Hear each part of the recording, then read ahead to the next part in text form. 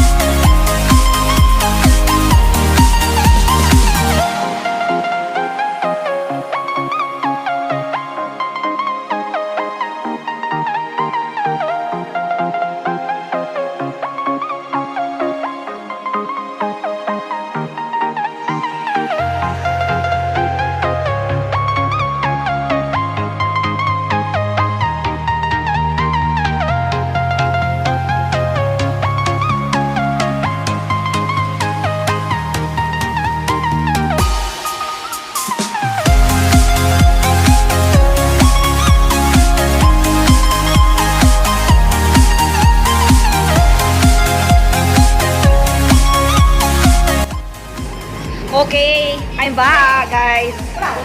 Okay, andito na po kami ulit sa Oswald Pigar-Pigar located at San Pedro? Mamarlaw pa rin daw. So, ito siya.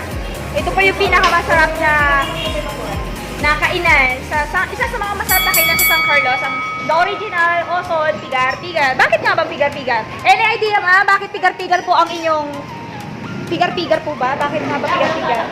Wala? Wala? Asan ba yung dito?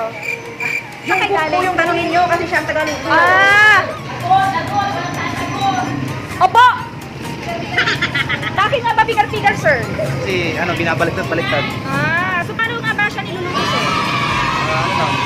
Tikit ka, saka ilalagay sa mantika na mainit. Wow, so yan po siya. So nire-ready na ni Ate yung pang take away. Yan. So, oson. So, ayun na naman po ng Pigar-Pigar, meron po silang mga andito, ulam. Hi, Kap! Hello, Kap! Okay. So, ito na po sila kumakain. Hi, guys! Kumusta naman? So, yan. Meron po silang bulalo, Pigar-Pigar, at kaluskus. So guys, ang masarap dito, yung libreng sabaw. So, syempre naman, libreng sabaw, at the same time, kapag wala kang pera, pwede ka humingi ng tuto at sabaw. Libre yun. So, hindi ka na magbabayad. So, meron din po tayong kahera na napakaganda. Hi! Hi! And sa ating staff, yan. Tinan mo. Hi! Okay lang kayo? Kain lang kayo, Kain lang kayo. Hi! Pa-shout out sa mga viewers. Shout out sa Sino yung mga viewers? Partner! Hinay! Baka... Shout out, Sir Gab! Hello! Pauntago kami!